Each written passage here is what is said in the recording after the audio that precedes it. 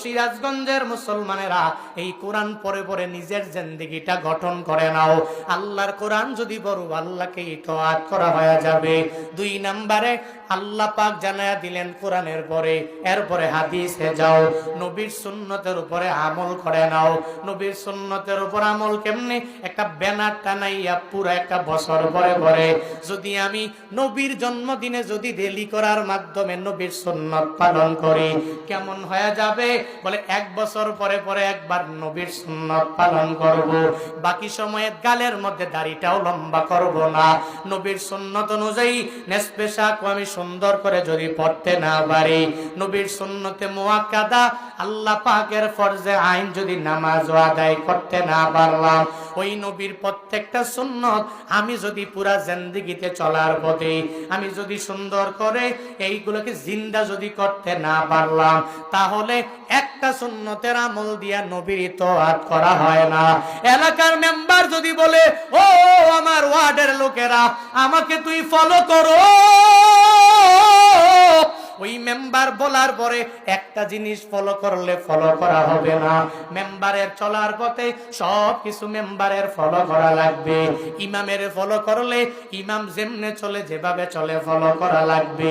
আমার নবীরে যদি ফলো করতে চাও, ওই নবীরে যদি ইতাআত করতে চাও, ওই নবীরে যদি আনুগত্যের সর্বোচ্চ লেভেলে যদি তুমি নিয়ে যেতে চাও রে বান্দা, তাহলে একটা সুন্নতের আমল 2টা সুন্নতের আমল করলে হবে না। স্বার্থে আঘাত লাগলেও এর উপরে ওই সুন্নতের আমল করা লাগবে। আবার যখন স্বার্থ হাসিল হয়ে যাবে এরপরেও নবীর সুন্নতের আমল করা লাগবে, ঠিক কিনা? ওই নবীর ইতাআত করে নাও।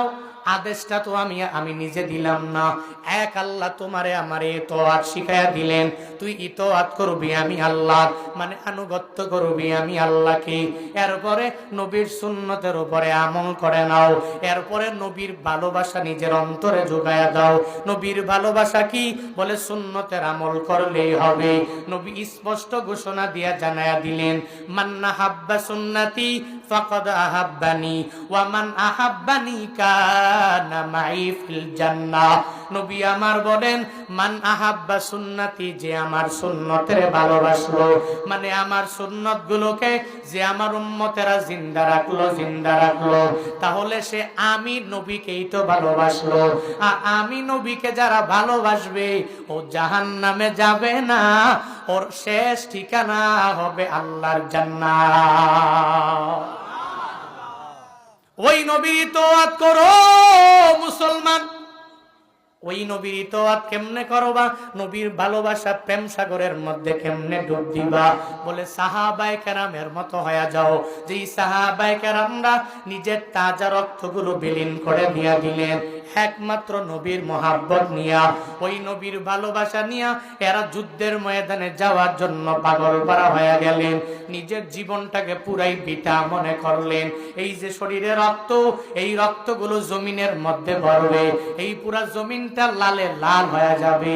এরপরে এরা চিন্তা ভাবনা করে নাই। যদি বড় সাহাবীদের কথা বলি তাহলে তো অভাব নাই। ছোট্ট ছোট্ট নবীর সাহাবী যারা, এরাও নবীর জন্য কি পরিমাণ পাগল পারা হয়ে গেলেন। হযরতে বেলালের দিকে এ বান্দা তাকায়া দেখ, উমাইয়া এত বড় জুলুম করার পরেও, নির্যাতন করার পরেও হযরতে বেলালের পরেও আহাদ শব্দটা মুখ থেকে ফেলে দেয় না। এরপরেও নবীর ভালোবাসা বাদ দেয় না। মসজিদে নববীর মুয়াজ্জিন হযরতে বেলাল প্রতিদিন তো আজান দেয়, নবীর দায়িত্ব নিয়া ফজরের নামাজে আজান দেয়, হাইয়া আলাস সালাহ, মানুষ নামাজের দিকে আসো। এরপরে জানায় দেয় হাইয়া আলাল ফালাহ, হ্যাঁ মানুষেরা যদি নামাজের দিকে আসো তাহলে তোমরাই হয়ে যাবা সফল কাম। হযরতে বেলাল মসজিদে নববীর মুয়াজ্জিন নবীর আদেশ নিয়ে প্রতিদিন ফজরের নামাজে হাইয়া আলাস সালাহ বলে সাউন্ড দেয়, এরপরে হাইয়া আলাল ফালাহ বলে বলে সাউন্ড দেয়। একদিন বেলাল হাইয়া আলাস সালাহ বলে না, হাইয়া আলাল ফালাহ বলে না। একদিন হঠাৎ করে আমার নবীর অনুমতি পাইয়া ওই মাইকের মধ্যে, মাইক ছাড়া ওই মসজিদে নববীতে দাঁড়াইয়া ওখানে মিনারার মধ্যে সুন্দর করে সাউন্ড দিয়া দিল, হাইয়া আলাল জিহাদ। প্রতিদিন বেলাল আযান দেয়, আসো ও মুসলমানেরা, তোমরা নামাজের দিকে আসো আর সফলতার দিকে তোমরা দৌড়াইয়া আসো। কিন্তু হঠাৎ করে বেলাল যখন ঘোষণা দিয়া দিল জিহাদের ময়দানে যাওয়া লাগবে, কে আসো জিহাদের ময়দানে আসো না, এই কথা বলার পরে মসজিদে নববীর পাশে এক আল্লাহর বান্দি মহিলা হাইয়া আলাল জিহাদ এই সাউন্ড শোনার পরে চোখের পানি ফেলায়া ফেলায়া কান্না করে। ওই মহিলার পাশে তার 7 বছরের একটা বাচ্চা, সে সাহাবী আমার নবীর হাতে কালিমা পড়নেওয়ালা মুসলমান। এই ছোট্ট বাচ্চাটা ওই মায়ের পাশে ওই জায়গায় মায়ের কান্না দেখে চোখের পানি ফালায়া ফালায়া বাচ্চাটাও কান্না করে। কেন কান্না করবে না? কারণ মা যদি ছেলের সামনে চোখের পানি ফালায়, ওই ছেলে কশিন কালেও নিজেকে ধরে রাখতে পারে না, পারে না, পারে না। ওই মায়ের জানিয়ে দেয়, ও মা তুমি কান্না করবা না, আমি ছেলে হইয়া তোমার কান্না মেনে নিতে পারি না, পারি না, পারি না গো মা। আমার সামনে তুমি কান্না করবা, কে তোমারে আঘাত দিয়া দিল? আমি তাকে দুনিয়া থেকে বিদায় করে দেওয়ার জন্য চলে যাব। ওই মা সন্তানটাকে সঙ্গে লইয়া শুইয়া শুইয়া কান্না করে।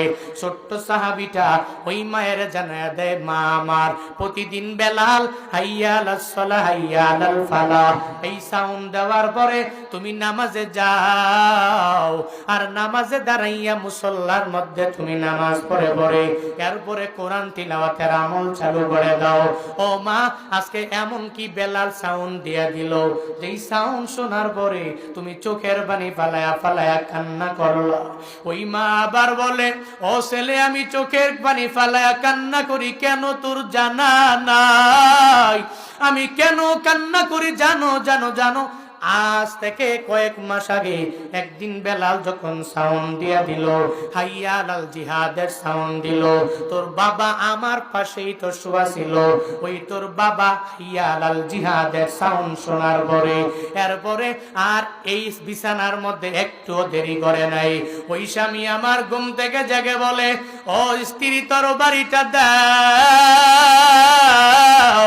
ওই বেলাল তো আমার নবীর অনুমতি ছাড়া জিহাদের ডাক দেয় নাই, ওই বেলাল জিহাদের ডাক দিয়া দিল, শুধু নবীর অনুমতি নিয়েই তো দিয়েছে। তরবারি দাও, এই তরবারি নিয়ে আমার যুদ্ধের ময়দানে যাওয়া লাগবে।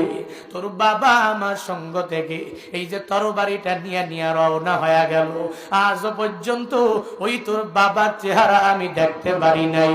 ওই যুদ্ধের ময়দানে গিয়েছে, ওখানেই তোর বাবা দুনিয়া থেকে বিদায় নিয়ে চলে গেছে।